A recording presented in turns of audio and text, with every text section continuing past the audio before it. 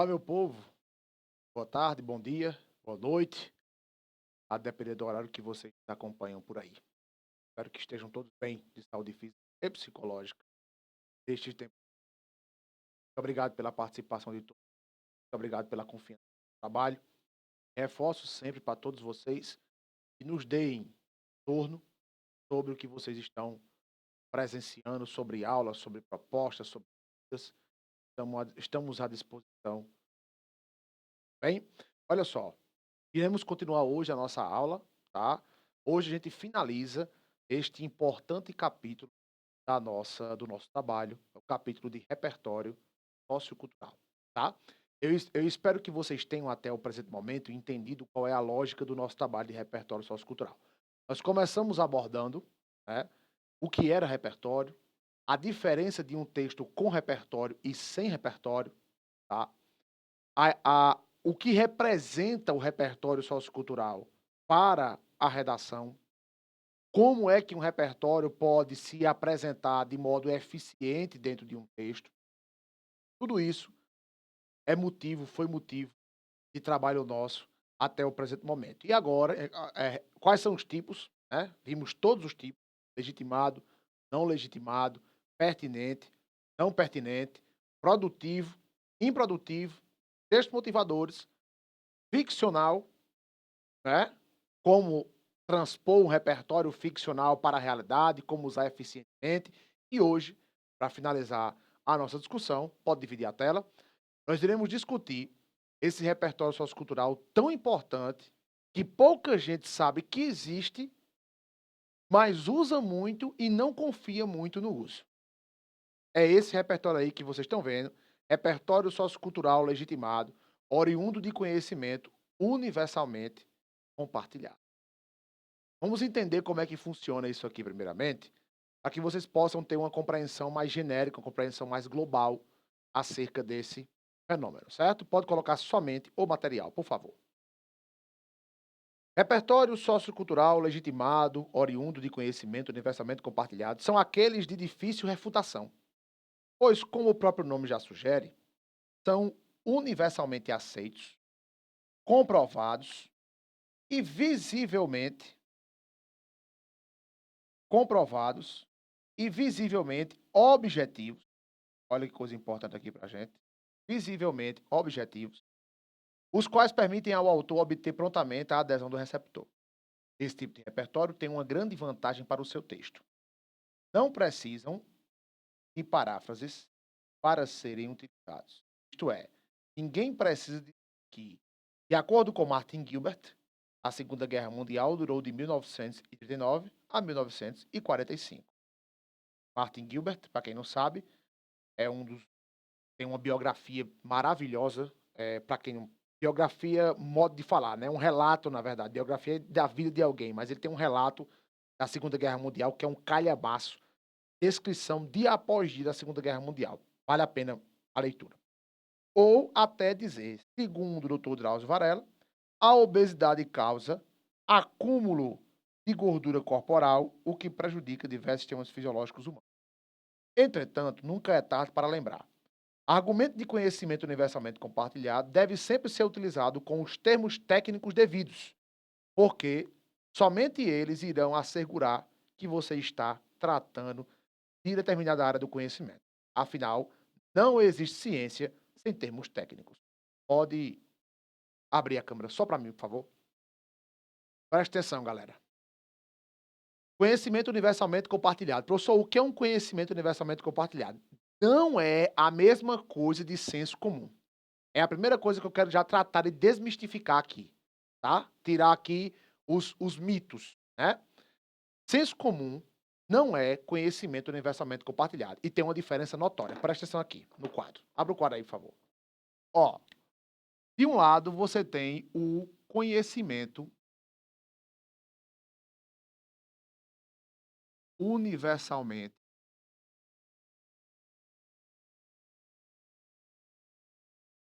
compartilhado,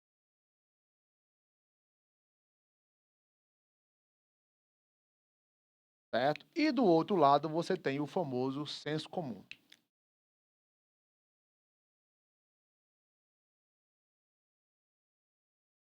Professor, quais são as diferenças entre essas 2 modalidades, esses 2 tipos de argumento, ou no caso, aqui falando de repertório sociocultural? De repertório sociocultural. Isso aqui não é considerado repertório sociocultural, tá?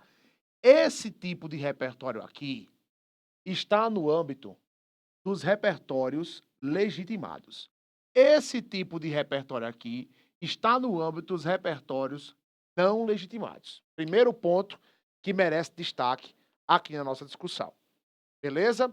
Olha só, por que é, professor, que o repertório de conhecimento universalmente compartilhado está no âmbito do legitimado e o senso comum não está no âmbito legitimado? O universalmente compartilhado, pessoal, é objetivo. Isso aqui, só isso aqui já mataria a minha resposta. Certo? Só isso aqui já mataria a resposta. Por quê? Porque objetividade é critério definidor para você dizer que algo é legitimado ou não legitimado. Lembrando que todo repertório não legitimado, ele é o quê, minha gente? Ele é subjetivo. Ele está muito próximo das experiências de quem está relatando alguma coisa ou está argumentando. Repertório não legitimado, ele tem uma característica muito própria daquela pessoa, daquele escritor, daquela escritora que relata, que conta as coisas como quem está vivenciando ali na porta de casa. Isso aí tem sua validade. É sempre importante dizer que isso aqui, pessoal, não é zero não, porque tem gente que é radical, né. Aí faz: "Olha, isso aqui professor, isso aqui não é nem devia ser zero, porque quando a pessoa conta as coisas com a própria palavra, que não usar do conhecimento, deveria logo nem considerar, nem é repertório sociocultural". Uma vez tem vezes que eu vou conversar com os alunos sobre essas coisas, aí tem aluno que diz logo assim: "Isso não é nem repertório". É repertório sim, é repertório. Só não é repertório, evidentemente, que pertence a determinada área do conhecimento. Afinal de contas, se pertence a alguma área do conhecimento, não pertence a você. Não pertence à sua ideologia. Se pertence a determinada área do conhecimento, não vai ser com as suas palavras, dando exemplos corriqueiros, banais, falando de qualquer jeito, que você vai chegar à objetividade. Para poder a gente ilustrar, eu vou até botar um númerozinho aqui dessas características, né? Para poder a gente ilustrar essa objetividade, nós precisamos, e isso aí tem no material, eu vou só colocar aqui para ser mais didático. Para poder ilustrar essa objetividade, nós precisamos, galera, disso aqui, termos técnicos. A aula passada, eu não lembro quem foi que estava conversando comigo sobre isso, perguntou se essa presença de termos técnicos é obrigatória. Para o repertório universalmente compartilhado, é obrigatória. O senso comum o senso comum o senso comum não tem, ou seja, é ausente o senso comum é ausente de termos técnicos. O senso comum é ausente de termos técnicos. Por quê, professor? Porque justamente é senso comum, porque é subjetivo. A objetividade reside em quê, professor? A objetividade reside exatamente em você buscar uma área do conhecimento, um repertório, um conjunto de informações que não faz parte do seu ciclo de convivência. Essa informação, ela não está aqui, ela não está disponível nas suas experiências individuais. Essa informação, esse repertório, está disponível numa pesquisa científica. Está disponível num site, na internet, evidentemente, que não faz parte da sua seara de informações pessoais. Está disponível numa obra de um autor que está distante de você. Eis o maior critério do que a gente chama de objetividade. Objetividade é o oposto de subjetividade, é justamente desse critério. Professor, esse sub aqui vem de quê? Vem de sujeito. Vou lembrar daquela oração subordinada. Oração subordinada, substantiva, subjetiva. Professor, subjetivo por quê? Porque faz a função sintática de sujeito. Então, o que é subjetivo é o que está próximo de quem, minha gente? Do sujeito. O que é objetivo está próximo do objeto. Olha como a sintaxe até nisso ajuda a gente. O que é um objeto direto? Um objeto direto, minha gente, é um complemento do sujeito. Ele não é o próprio, está distante do sujeito. Ele complementa o sujeito. Então, o que é objetivo não está comigo. O que é objetivo está distante de mim, muito embora eu domine. Então, se você tem domínio sobre uma área do conhecimento específica, você está dominando aquela área, mas você não é a área. A área não é você. O que eu penso, o que eu acho. Essa subjetividade aqui, ela vai entrar de modo muito delicado na argumentação. É outra história. A objetividade argumentativa não é isso aqui, não é senso comum. A gente está falando aqui de repertório. Então, assim, eu me deparo com materiais de nível nacional, eu nunca vi uma enrolação daquela qualidade. Eu me deparo com materiais de nível nacional chamando repertório de argumento, velho. Entendeu? E assim, até para o próprio isso é o primeiro sinal de que a pessoa que está falando aquilo não estudou argumentação devidamente, né. E até o próprio Enem não chama isso de argumento. O Enem não chama senso comum de argumento, ele chama de repertório. Senso comum é um tipo de repertório, é um repertório não legitimado. A seara de discussão que você está tratando, de que você está tratando, perdão, pertence a um universo muito particular. Professor, e como é que isso se revela no texto? Se revela exatamente pela ausência de quê? De termos técnicos. Basta vocês fazer uma pequena analogia. Uma conversa, uma prosa, um bate-papo do dia a dia, um bate-papo descompromissado. Quando você está conversando com nós estamos conversando, batendo papo, jogando conversa fora, a gente vive de usar termo técnico, minha gente? A gente conversa besteira, como diz esse equilíbrio, miolo de pote. A gente conversa usando termo técnico? Não faz isso. A gente usa as palavras que atendam ao objetivo da nossa comunicação daquele momento. Então, uma conversa de roda de família, uma conversa de mesa de bar, uma conversa de restaurante, uma conversa entre amigos da igreja, uma conversa entre vizinhos, entre parentes, não vai ser uma conversa rodeada de termos técnicos. Por quê? Porque lá impera a subjetividade. Agora, um texto dissertativo argumentativo, que é a porta de entrada para o curso dos seus sonhos e que demanda especificamente objetividade e que demanda especificamente um conhecimento acerca daquelas causas que estão ali sendo abordadas, aquilo não é uma conversa de bar. Aquilo não é uma conversa entre pais e filhos, irmãos, tios, primos. Aquilo ali precisa ser regrado e quanto mais isso aqui, melhor. Afinal de contas, o que a lei de lá, da redação do Enem, é norma padrão. A lei daqui é o quê? Norma coloquial. Beleza? A lei daqui é a objetividade e distanciamento entre sujeito e objeto. Professor, o que é objeto? É o tema da redação. Aqui tem de haver o quê? A aproximação entre sujeito e objeto. Professor, mas como é que eu vou me distanciar do tema da redação e, ao mesmo tempo, da opinião? E quem foi que lhe disse que a opinião tem que ser subjetiva? Quem foi que disse que a argumentação é subjetividade? É você falar o que você acha. Eu não sei o que danado, eu não sei onde foi que a gente pecou na história escolar do Brasil, que em algum momento alguém disse que argumentar é dizer o que a pessoa acha. É por isso que eu disse isso a vocês aqui já numa aula. Já comentei numa aula aqui. Objetivamente, Bá, certo? Objetivamente, Bá é maior que Anitta.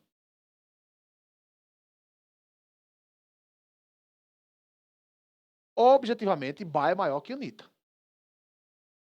Quando a pessoa não aprendeu o que é argumento, sabe o que ela diz? Eu não acho. Minha gente, presta atenção. A gente tá falando de quê? Objetividade. Desde quando em objetividade entra eu não acho? Me explica aí. Mas se você for conversar, aí outra coisa, que inclusive vai ser tema de aula nossa, certo? Nós iremos discutir, vai ser uma das aulas mais cacete que a gente vai ter aqui. Vamos trabalhar analfabetismo funcional. Certo? Vocês vão cansar de me ver falar isso aqui. Uma das demonstrações de analfabetismo funcional é isso que eu estou falando aqui agora. É você olhar para algo que é objetivo e dizer, eu não acho. Amigo, você não tem que achar nada. Quem é a sua ideologia? Quem é o seu pensamento? O que é que você contribuiu para a história daquela área do conhecimento que você está analisando para dizer, eu não acho? É só porque você acha que Anitta, por exemplo, é mais dançante do que Bar, que Anitta é maior do que Bar. Isso é outro critério que a gente analisa para mostrar que uma pessoa analfabeta é funcional, porque objetividade não é isso. Critério de dançante. Ah, a Anitta toca muito. Eu gosto mais das músicas de Anitta, eu acho mais massa. Tem uma batida mais legal. Isso não é critério de análise musical objetiva. Nós não analisamos isso, não se analisa isso quando se vai analisar música. Você analisa melodia, acordes, complexidade, letra. E quanto a isso, eu não tenho que achar nada. Eu tenho que obedecer aos critérios pré-estabelecidos e acabou. Eu não tenho que concordar e nem que discordar. Eu tenho só que tá certo, tudo bem. Não são os resultados? Não é objetivo? Tá resolvido o problema. É a mesma coisa de uma pesquisa científica que revela que aconteceu isso, que tal medicamento se comporta de tal maneira, que os números dizem A ou dizem B. A gente não tem que dizer eu não acho. A gente tem que ler, estudar e divulgar aquilo ali como sendo ciência. Como sendo, ó, repertório o quê? Legitimado. E não como sendo a sua opinião. Agora, se a pergunta for, você gosta mais de Anitta ou de Bar? Aí, meu filho, você pode ficar à vontade. Olha a pergunta. Você gosta mais de quem você acha que é melhor? Anitta ou Bar? Essa pergunta aí é outra história. Agora, quando você diz assim, objetivamente, de acordo com critérios estabelecidos para análise de música, de canção, de melodia, etc, etc, não existe pergunta, existe afirmação e a gente não tem que concordar ou discordar. Quando estamos diante de uma obra de arte, quando estamos diante de um texto, quando a gente reage emocionalmente a determinados temas, isso também é demonstração de analfabetismo funcional. Por quê, professor? Porque a gente não consegue reagir objetivamente ao que é objetivo. E reagir subjetivamente ao que é subjetivo. Galera, não é novidade para ninguém, não. Uma das redações que tem, um dos temas de redação do Enem, em que houve a maior quantidade de tangência da história da prova, foi o tema de 2015. A persistência da violência contra a mulher no Brasil. Por quê, professor? Porque as pessoas, os candidatos e as candidatas, se envolveram emocionalmente com o tema. É bem verdade que para algumas pessoas houve uma espécie de gatilho. A gente não tem como comprovar isso. Mas houve uma espécie de gatilho, professor, porque não tem como comprovar, porque eu não sei se a pessoa que estava escrevendo estava falando a verdade. Certo? Relatos de violência. Ah, minha família, minha vizinha apanha todo dia do marido, eu escuto os gritos daqui, não sei o quê, não sei o quê. Houve disso na prova. Se aquilo é verdade ou não, não importa. O que importa é que foi zero. Por que foi zero? Porque houve um excesso de quê, minha gente? De subjetividade. Nós não reagimos, as pessoas não reagiram com objetividade ao que era para ser objetivo. Não estava sendo perguntado qual era a sua opinião sobre a persistência. no acordo prévio, que é aquela conversinha da gente lá do começo do curso. Acordo prévio, a persistência da violência contra a mulher na sociedade brasileira. Qual é o acordo prévio? A, a violência contra a mulher na sociedade brasileira persiste. Isso é uma afirmação, não é uma pergunta. Você precisa somente defender. Não é dizer, eu acho. Eu acho. Eu acho porra nenhuma. É para defender. Agora pegue argumentos e repertórios e vá justificar isso aí. É o que a prova está lhe pedindo. Parece que eu estou falando um absurdo. Parece que eu estou falando algo aqui, parece que eu estou falando para pessoas com nível elementar de leitura, recém-saídos do nível fundamental. Mas não é, minha gente. Eu estou falando aqui uma coisa muito séria, que é descumprindo assim aos montes por alunos que estão terminando o ensino médio e que não foram ensinados, na época devida, a lidar com objetividade. Tudo bem que o ser humano, por natureza, é subjetivo. De acordo com a filosofia, a gente tende a colocar a subjetividade acima de qualquer coisa. Mas é para isso que tem o estudo. O estudo serve para isso mesmo. Para a gente analisar com objetividade aquilo que de fato é objetivo. Então, terminada essa passagem aí por objetivo versus subjetivo, eu quero voltar aqui para o material. Divida aí, por favor, a tela. Para a gente finalmente entender o que eu estava querendo dizer aqui. Então, ó, visivelmente objetivos, quero pegar algumas palavras que eu sublinhei, né? Não precisam de paráfrases. Por quê, professor? Porque eles são universalmente compartilhados, são repertórios que estão, na verdade, né? Muito presentes na sociedade, ok? E eles já, pela própria experiência, pelo empirismo com que esses repertórios se materializam na sociedade, é que eles já são considerados dispensados de qualquer referência. Por isso que os segundo fulanos ou os de acordos com os cicranos estão dispensados para essas áreas do conhecimento específicas daqui.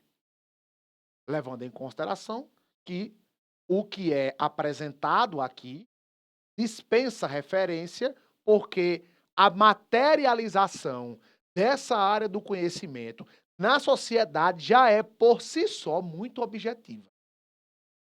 Entretanto, se você não souber se referir a essa área do conhecimento de modo devido, aí você transforma o que é objetivo no que é subjetivo. Não tem problema. Dá tranquilamente para você acanalhar e errar o negócio. Basta que você não cumpra com o pré-requisito essencial, que é o uso de termos técnicos. Vamos observar isso aqui. As áreas do conhecimento, bota só o material, por favor. Próximo parágrafo aí, minha gente. Que mais se manifestam com esse tipo de repertório são aquelas naturais e sociais, como as ciências biológicas, história, geografia e sociologia. Em contrapartida, áreas que demandam raciocínios e conceitos mais específicos não devem ser tratadas como universalmente compartilhadas, como filosofia, uma vez que não é interessante impregnar o seu texto de filosofia própria, já que o gênero em questão não permite esse tipo de comportamento. Vamos a alguns exemplos. Vamos lá. Os desafios da saúde pública no Brasil. Está aí o parágrafo. Em segundo lugar, é necessário analisar que muitos brasileiros, isso aí é um parágrafo argumentativo, viu? Ainda possuem a concepção de que só é necessário cuidar da sua saúde quando se está doente. Infelizmente, o sistema de saúde brasileiro tem suas ações mais centradas na doença e não na prevenção dela. Ou seja, as políticas voltadas para o aumento da qualidade de vida e da atenção básica têm sido falhas. Hoje em dia, o Brasil é um dos líderes mundiais em sedentarismo, fator que propicia o desenvolvimento de obesidade e problemas cardiovasculares e articulares. Ademais, essa realidade revela que os brasileiros não têm optado por melhorar o seu estilo de vida e o sistema público de saúde acaba por enfrentar as consequências disso, lidando com hospitais superlotados e enormes filas de espera, sendo que esse problema poderia ter sido evitado caso houvesse um investimento básico. Pode dividir a tela? Olha só, não houve aqui, você abre a primeira leitura, né? Você dá uma olhada nisso aqui e faz, professor, repertório não legitimado, né? Não teve nenhuma área do conhecimento. Tem pesquisa, tem filosofia, tem história, tem dado, tem nada. Essa é a primeira impressão que a gente tem quando a gente bate o olho nesse parágrafo. Olha a análise aí embaixo. Observe nesse trecho que não há a presença de um repertório como nós costumamos ver. A citação direta de determinado autor, ou obra, ou a paráfrase, isto é, a citação indireta. O que há é a exposição de um conhecimento iluminado por todos. As consequências da não prevenção de doenças, tais como o sedentarismo. Perceba também os termos em negrito. Eles são os denotadores de que você está, de fato, discorrendo sobre uma ciência, sobre uma área do conhecimento limitada. Caso esses termos não fossem usados, o seu repertório deveria ser avaliado como em não legitimado pelas áreas do conhecimento, porque somente pela língua você consegue expressar que sua fala está situada em determinada área.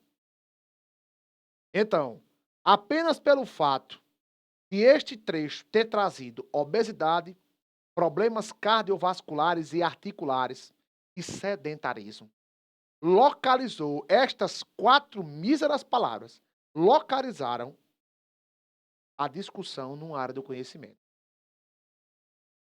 E aí o seu texto já deixa de ser texto subjetivo para ser um texto objetivo. Porque isso que está sendo dito aí não é opinião. Isso é constatação. Isso é fato iluminado por área do conhecimento. Quando eu falo iluminado é porque, evidentemente, a área do conhecimento ela traz a luz, traz o conhecimento, né? Para se afirmar isso. Ninguém afirma, nenhuma pessoa tinha condições, agora eu vou dizer pessoa mesmo, não é nem texto. Nenhuma pessoa tem condições de usar esses termos técnicos, meus amigos, sem ser por uma área do conhecimento. Ninguém usa sedentarismo sem saber o que é sedentarismo. Se você não sabe o que é sedentarismo, você fica parado muito tempo. É preguiçoso. Não gosta de praticar esporte. Você não usa problemas cardiovasculares e articulares. Esses termos aí, eles não são caros à subjetividade. Eles são caros à objetividade. É diferente. Ok? Então, o caminho da objetividade é exatamente esse que nós estamos tentando traçar aqui agora. É o caminho que a gente está percorrendo para tentar entender e ser, aliás, o mais objetivo possível em nossas análises. Nós precisamos disso. Por isso que a gente vai encerrar repertório hoje, mas já iremos começar a argumentação. E aí nós vamos aprender como é que argumenta também de forma objetiva. Nós não iremos aqui praticar argumentação de rede social. Eu penso que é assim. Eu acho que é assim, porque meu pai, porque minha mãe, porque quando eu nasci, porque eu me sinto agredido ou agredido. Quando acontece isso, não é argumentação. Sinto muito eu lhe informar. Pode ser sua opinião e tem validade. Eu não estou falando que não tem validade. Eu estou falando que não é argumentação objetiva, para o nosso objetivo aqui. Afinal de contas, nós não estamos lidando com outra coisa que não seja redação do Enem. Nós não estamos lidando com outra coisa que não seja excelência em argumentar de modo objetivo e demonstrar conhecimentos linguísticos para que isso aconteça. Beleza?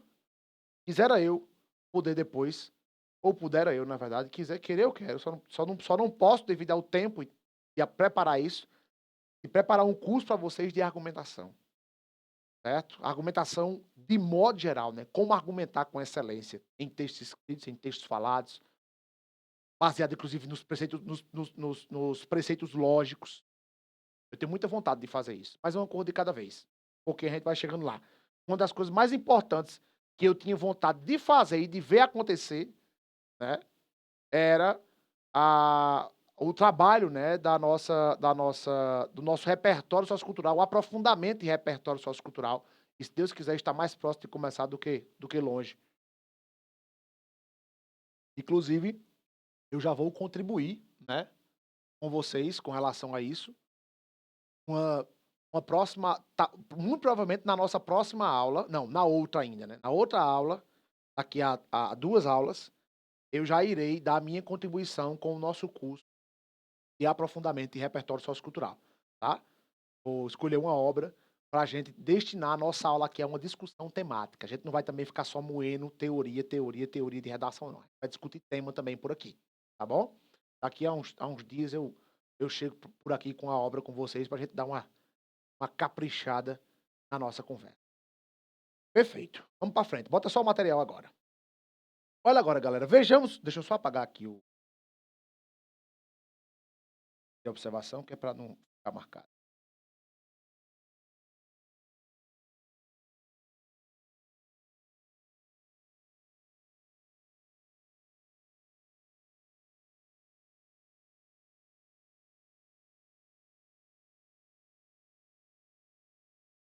Vejamos o mesmo exemplo do parágrafo anterior, só que escrito sem os termos denotadores. Olha aí, galera. É disso aí que eu estou dizendo. Estou falando exatamente dessa fuleiragem aí. Para vocês entenderem como é que esses termos são importantes. Ó, sem os termos. Certo? Em segundo lugar, é necessário analisar que muitos brasileiros ainda possuem a concepção de que só é necessário cuidar de sua saúde quando se está doente e, infelizmente, a maioria da população não está preocupada com prevenção. Hoje em dia, o Brasil possui muitos obesos, o que aumenta a possibilidade de doenças derivadas dessa condição. Ademais, essa realidade revela que os brasileiros não têm optado por melhorar seu estilo de vida, e o sistema público de saúde acaba por enfrentar as consequências disso, lidando com hospitais superlotados e enormes filas de espera, sendo que esse problema poderia ter sido evitado caso houvesse investimento no básico. Olha aí. Presta atenção, galera. O que é que denota, professor, aqui, subjetividade? O que é que denota? Divida a tela, por favor, aí. Olha para cá. Ó, primeira coisa. Hoje em dia, o Brasil possui muitos obesos. Estão vendo a generalização? O que aumenta a possibilidade de doenças derivadas dessa condição. Doenças derivadas dessa condição. Meus amigos, quais doenças? Ademais, essa realidade revela que os brasileiros não têm optado por melhorar seu estilo de vida. Ó. Outra pergunta que caberia aqui, como? E o sistema público acaba por enfrentar as consequências disso, lidando com hospitais superlotados e com enormes filas de espera. Sendo que esse problema poderia ter sido evitado caso houvesse investimento no básico. Repara, hospitais superlotados e enormes filas de espera. Isso aqui é o famoso senso comum. Por quê, professor? Não é mentira, acontece na realidade, mas do modo como está aqui, não é objetivo. Como era que eu tornaria objetivo, professor? Trazendo um dado e comprovasse isso aí. Porque isso é uma informação objetiva. Você está dizendo que tem enormes filas de espera, pois prove. Você está falando, você está aqui anunciando veladamente números. Hospitais superlotados. Prove. Eu garanto que tem dado para isso. Mas nós preferimos fazer o quê? Contar com as nossas palavras, porque é mais confortável. Depois, caso houvesse investimento no básico. Sim? O que é investimento no básico? Como é que funciona isso? Análise aí embaixo, ó, repara. Diferentemente do parágrafo anterior, esse deve ser avaliado como repertório não legitimado pelas áreas do conhecimento. Uma vez que o que há são apreciações, perdão, individuais sobre o tema, sem nenhuma palavra ou expressão que denote a presença do conhecimento acerca de alguma área. É um repertório pessoal. Diante disso, vejam que apenas a presença articulada de meia dúzia, entre aspas, isso é uma ironia, claro, de palavras ou de expressões técnicas já é suficiente para tornar tal texto pertencente ao repertório legitimado. Vejamos outro exemplo, desculpa, de como essa rica estratégia pode nos orientar. Olha as perguntas de Mônica aqui. A pergunta de Mônica foi a seguinte, já que quem vai assistir a aula depois daqui não vai ter acesso ao chat. Ela perguntou o seguinte: Diego, mesmo com conhecimento universal, é importante colocar algo a mais no texto para legitimar como dado estatístico? É muito. Abra a tela aí, por favor, só para mim. Mônica, excelente pergunta. É importante, sim, principalmente do ponto de vista argumentativo, não do ponto de vista de repertório propriamente dito. Porque o repertório, Mônica, o repertório de conhecimento universal, ele é a base da sua argumentação. É a partir dele que você vai argumentar e manter relações argumentativas sobre o que você vai defender. Então, veja só, se você diz que a obesidade ela causa efeitos na saúde pública brasileira, no indivíduo de modo geral e no sistema público de saúde, com um tema nosso já, inclusive, né, de produção. E você afirma isso, você precisa mostrar o seguinte: os efeitos da obesidade ocorrem por causa de quê? Ok? Quais são esses efeitos? E como é que eles se materializam na realidade? Mônica, professor, onde é que entra a parte do repertório aí? A parte do repertório entra quando você vai explicar e vai embasar o texto mostrando o que é obesidade, quais são os seus efeitos no organismo dos indivíduos e também na saúde pública da população, no sistema público de saúde, desculpa. Quando você vai fazer praticar a estratégia argumentativa, conteúdo nosso começa daqui a pouco a falar disso, certo? Aí é onde vem, Mônica, a necessidade da exemplificação. Deve estar lembrada, da aula passada, em que nós estamos falando sobre materialização. Acho que tu lembra dessa história, não lembra? Como é que é, professor, a materialização de determinado problema na realidade? Ela só acontece por meio do exemplo. Aí o exemplo, Mônica, não pode ser hospitais lotados. Aliás, vou me retratar. Não é interessante que o exemplo seja hospitais lotados. Não é interessante que o exemplo seja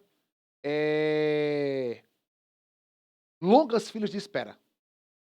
É interessante que o exemplo seja dados mostrando hospitais lotados.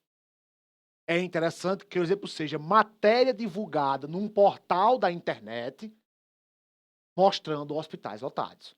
Matéria essa a qual eu possa ir, conferir que você leu e asseverar que o seu repertório está correto. Tudo bem, Mônica?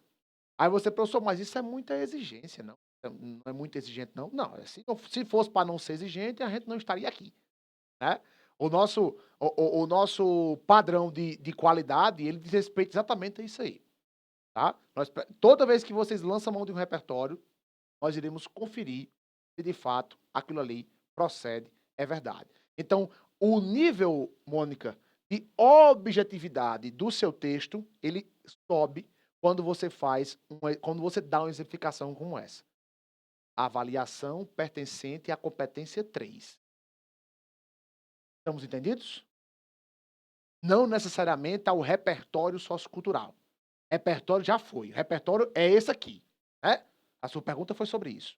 O repertório é o legitimado pertencente às áreas do conhecimento. Abra a tela toda, por favor, Jatos. Não, a tela toda. Quadro. O repertório é esse aqui. Ótimo. Embasou o texto com o repertório. Agora vem a análise. Aí na análise precisa de um exemplo. Aí o exemplo precisa ter o embasamento devido. Tudo bem? Sempre procure fazer isso. Professor, não consigo, na hora não deu. Certamente, Mônica, não sei se você está lembrada, deve ter um texto motivador que lhe ajude nisso. Tá ligada? E eu tô sentindo falta, meus amigos. Tô sentindo falta, minhas amigas, de ver os textos de vocês com o uso de texto motivador, viu? Estou sentindo falta. Deveria ter mais. Pela facilidade do uso, deveria ter mais. Contextualização, exemplificação, tudo isso é para ser utilizado com o texto motivador, porque a gente passou todo aquele bloco falando de texto motivador, não foi de graça não, foi justamente para conseguir embasar melhor os textos de vocês, tá bom? Então, invistam nisso que vai dar certo, beleza? Espero que tenha sido claro. Vamos lá, bota só o material, por favor. O próximo exemplo, galera, esse aí também é com, é, é com o repertório universalmente compartilhado. A princípio, é válido ressaltar como a dependência provocada pela nicotina é um dos maiores entraves para o efetivo combate a essa prática no Brasil. Dessa forma, os cigarros contêm, dentre várias substâncias, a nicotina, que estimula a produção de dopamina, os maiores mediadores químicos das células, o qual atua nos centros de prazer do cérebro. Sem a nicotina, o cérebro do dependente recebe menos dopamina e, para compensar, o organismo produz mais noradrenalina. Por isso, quando alguém consegue parar de fumar, fica nervoso ou irritado, o que faz com que, a fim de acalmar esses sintomas, torne-se a consumir o cigarro novamente, perpetuando o ciclo vicioso. Diante disso, tal situação deve ser combatida por meio do aumento do apoio psicológico e farmacológico aos dependentes, uma vez que a entrada nesse hábito muitas vezes se dá pela necessidade de suprir alguma carência psicológica, que, se sanada, pode contribuir positivamente para o abandono gradativo do vício e, em consequência, do melhor combate a essa prática no país. Divida aí a tela, por favor. Olha só, vamos agora atestar onde é que está o repertório universalmente compartilhado. A área do conhecimento é a área de saúde. Estamos falando de tabagismo, né? Mas, dentro da área tabagismo, lembra do repertório pertinente? Estão lembrado? Repertório pertinente. Dentro da área de tabagismo, nós temos aí química. Ou seja, a gente não vai falar de tabagismo somente por meio de saúde pública. Saúde pública é uma das áreas do conhecimento que tem a ver com esse tema. Então, repertório voltado para a saúde pública é uma possibilidade. Repertório voltado para a química é outra possibilidade. Repertório voltado para biologia é outra possibilidade. Só tem que ter cuidado nesse momento para você pensar, ó, o desafio do combate ao tabagismo no Brasil. Qual é o acordo prévio? O combate ao tabagismo no Brasil é um desafio. Aí você, professor, o combate é um desafio? É, um combate é um desafio. Ele não é um problema. É diferente. Você não pode dizer que o combate é um problema. Agora, dizer que é um desafio? É claro que pode ser. Combater o tabagismo é, por si só, já é um desafio. Porque é difícil o combate é difícil. Assim como você pode, o acordo prévio pode ser também o combate ao tabagismo no Brasil enfrenta desafio, né? Mas aqui na frase tema é melhor interpretar como sendo é um desafio. Por que o combate é um desafio? E aí aqui nesse parágrafo, vai se responder a um desses porquês. Porque estamos lidando com um vício. Olha só que estratégia inteligente que esse texto adotou. Uma área do conhecimento dessa, certo? Olha só, vou até para o quadro aqui agora. Abra aí o quadro, por favor. Para mostrar a vocês aqui como um texto pensado, texto organizado, com o devido planejamento textual, ele fica mais interessante. Então, nesse tema em evidência, pessoal, eu vou botar aqui a frase, né? O desafio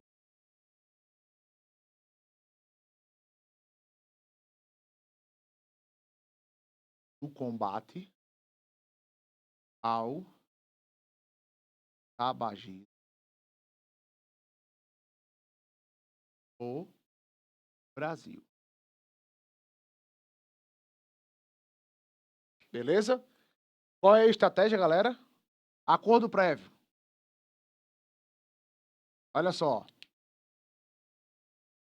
O combate ao tabagismo no Brasil é desafio. Aí você vem para cá, perguntinha mágica, por quê? Certo? Aí vem para as possibilidades. Olha só. A primeira possibilidade do porquê é a resposta é o seguinte: porque é um vício. Essa é uma das possibilidades de resposta. Você, professor, como é que a pessoa vai argumentar acerca disso? Pelo amor de Deus, é isso que está sendo feito aqui. O que a pessoa fez? O texto, na verdade, né? Deixa eu ver se esse lápis aqui está funcionando. Está meio fraco. Tá melhor. Ó, a pessoa admite que o tabagismo é um vício. O que é que vai ser feito a partir de agora? Agora o percurso é o seguinte, galera, ó. O percurso agora é o seguinte. Vamos ter que arrumar um repertório para legitimar isso aqui. Só que esse repertório, Mônica, fala com você agora que você fez a pergunta ali há pouco. Esse repertório, ele não pode ser utilizado assim, porque todo vício é difícil, porque as pessoas quando entram no vício não conseguem mais sair, porque todo viciado, para poder suprir a sua vontade de consumir a droga, consome a droga de novo. Estão entendendo como é que eu estou falando? Olha a minha linguagem. Olha as palavras que eu estou utilizando. O vício é algo muito difícil de ser combatido, porque as pessoas têm dependência psicológica, e essa dependência psicológica leva... Eu estou tentando construir agora, perceba que eu estou tendo dificuldade porque eu estou querendo explicar de modo subjetivo. Eu estou querendo dar uma explicação técnica com apenas o meu conhecimento de mundo. Porque se você perguntar a qualquer pessoa na rua o que é vício, elas vão ter dificuldade de lhe dizer. O que é um vício? É quando você tem alguma coisa que tem dificuldade de desvencilhar. O que é um vício? É quando a pessoa está muito preso a algo, né? Tem necessidade de consumir o tempo todo. Sim. Essas respostas, elas são viáveis para algo de característica, o que, meu povo? Subjetiva. Não é o nosso caso. Agora, é preciso mostrar, tecnicamente, como o cérebro de um viciado funciona. E é isso que esse texto faz. Ele pega aqui, diz que é um vício, e ele faz o quê? Qual é o repertório, professor? É o repertório legitimado, produtivo, de conhecimento social universalmente compartilhado, certo? Mostrando aqui, tecnicamente, o que é um vício, o que é um vício, tecnicamente. Para vocês verem. Tecnicamente.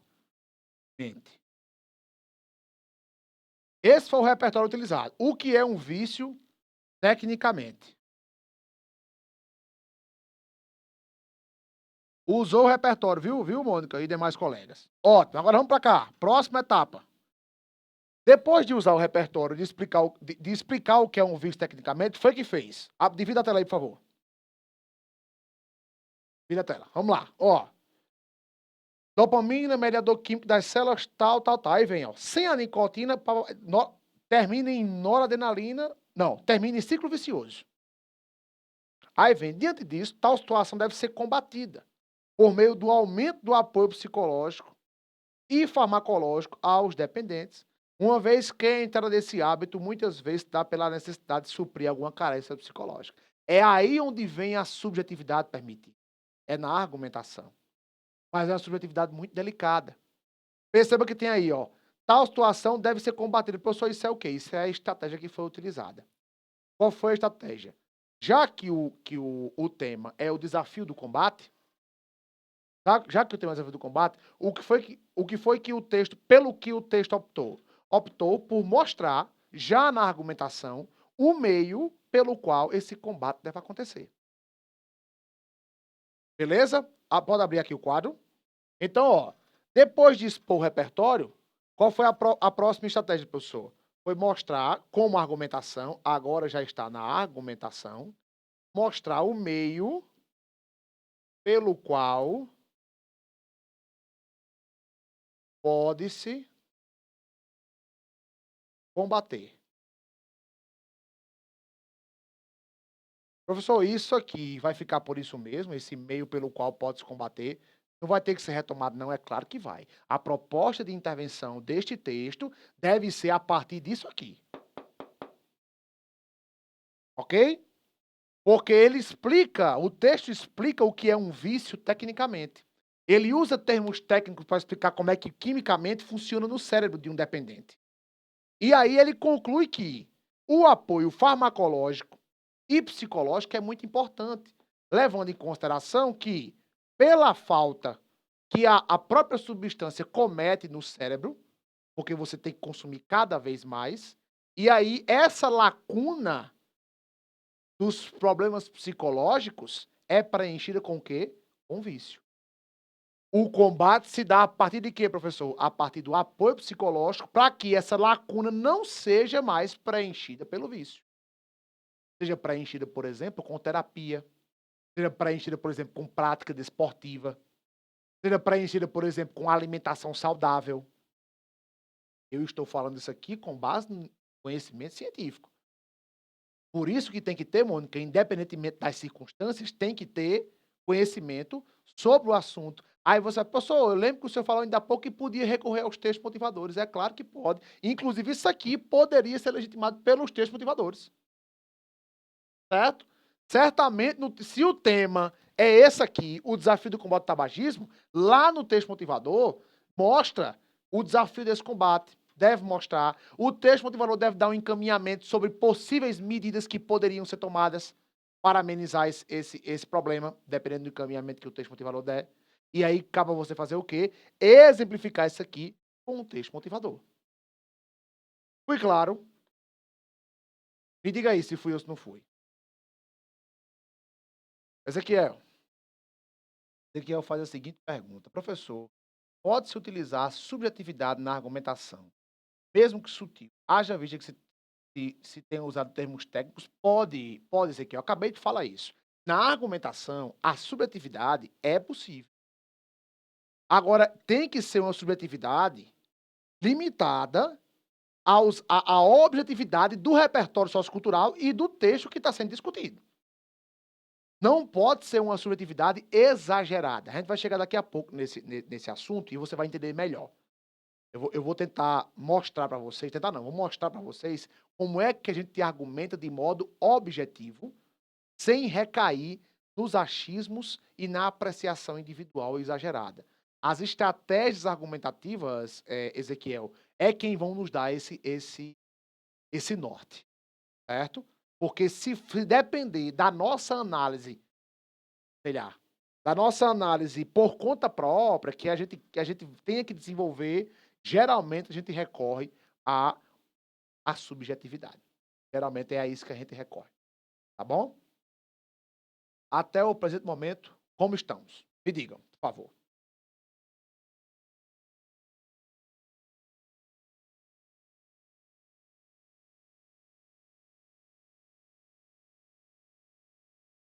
Foi mesmo?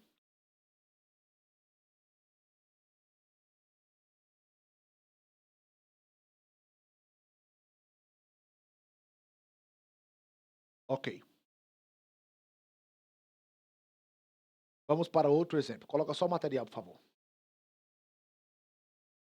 Em primeira análise, é válido ressaltar que práticas de maus tratos aos animais, isso aí é o tema dos maus tratos aos animais, galera, de novo, certo?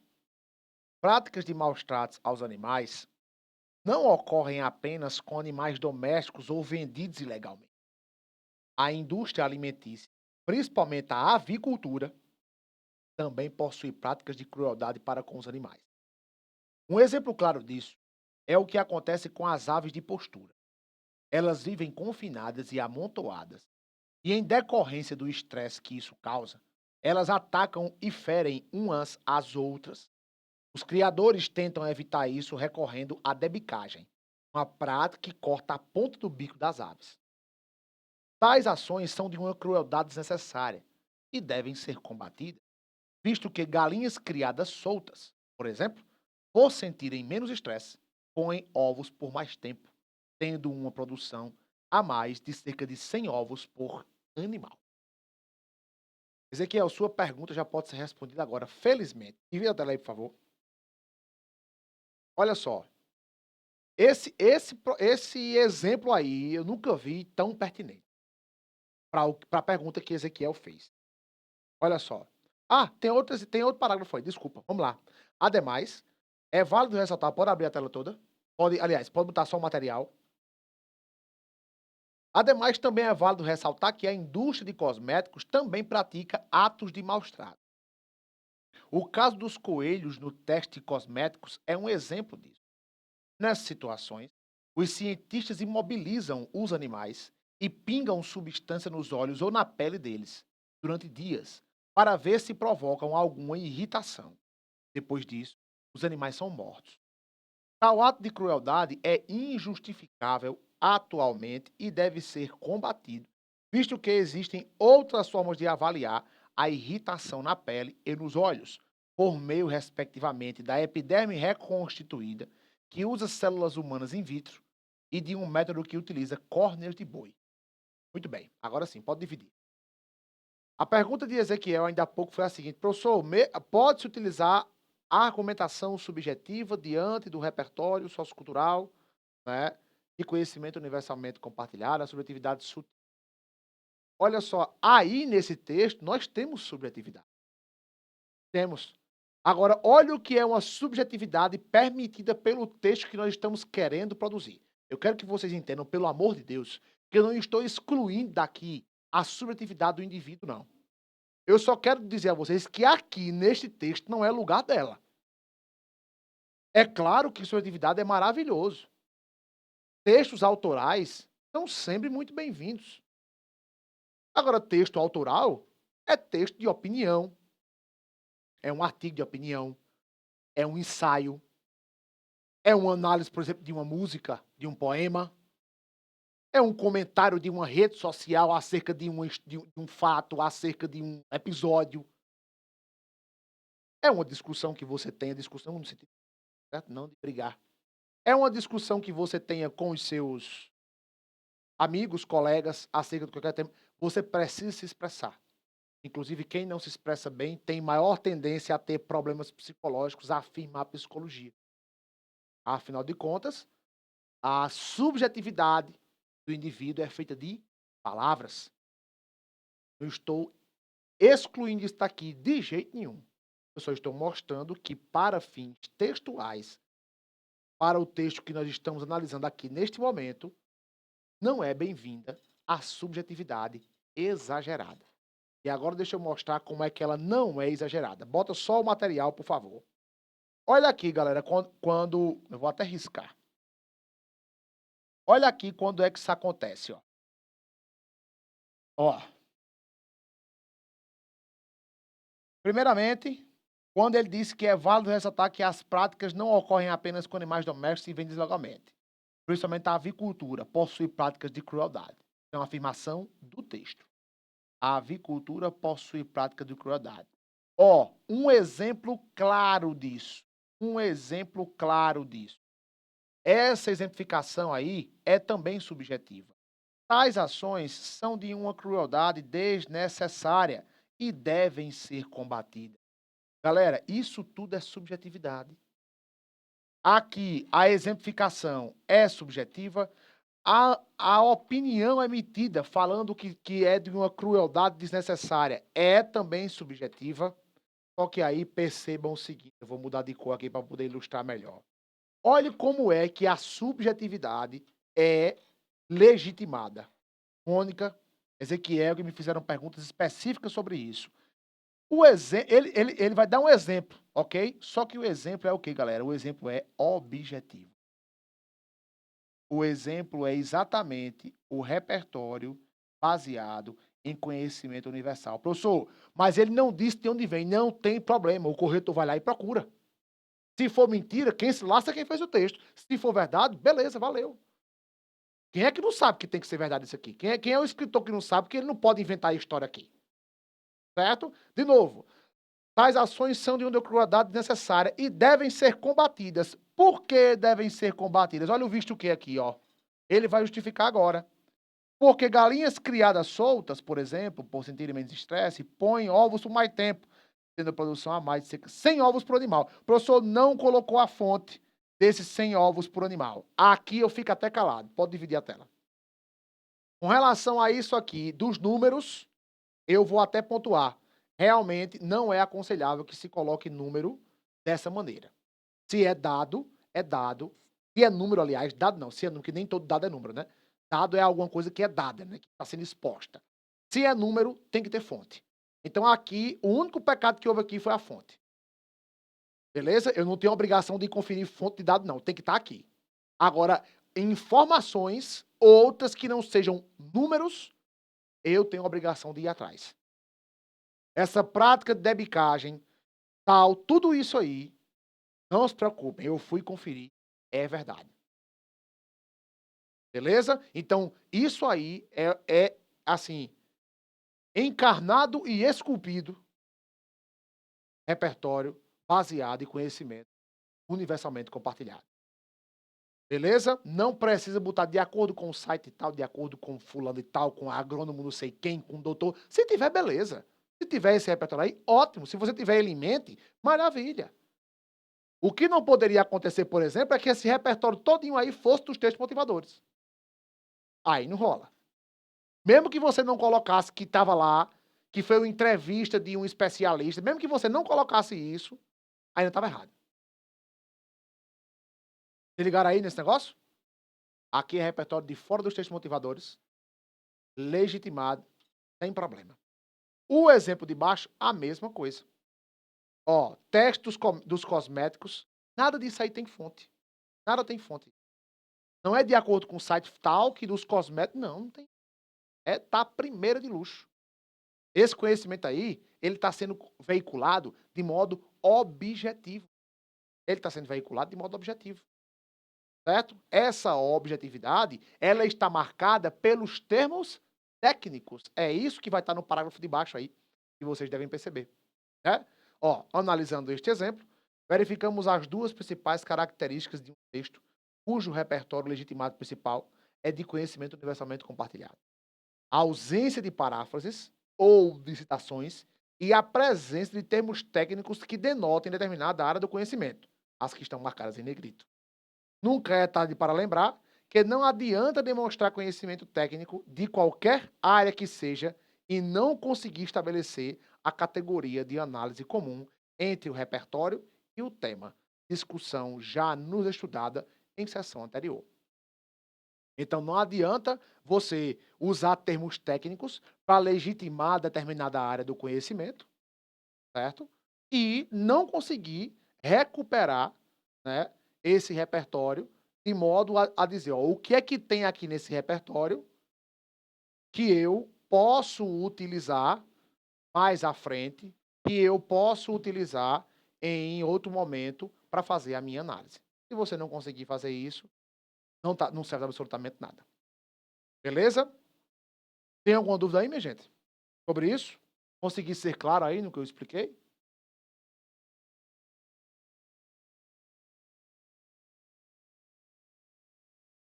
Ótimo. Beleza.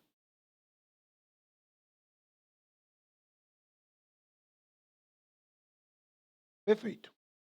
Ó, por uma questão de organização, eu vou parar aqui essa aula de agora, vou encerrar essa aula aqui e vou começar de novo. Só para ficarem duas aulas separadas, acabar a competência 2 e começar a competência 3. Não sai daí não.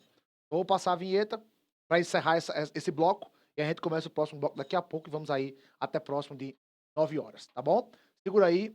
Obrigado pela... Abra aí o quadro, por favor, Jatos. Obrigado aí pela presença de vocês, obrigado pela paciência. Estamos encerrando aqui o bloco competência 2 e começaremos o bloco competência 3 em instantes. Beleza? Obrigado.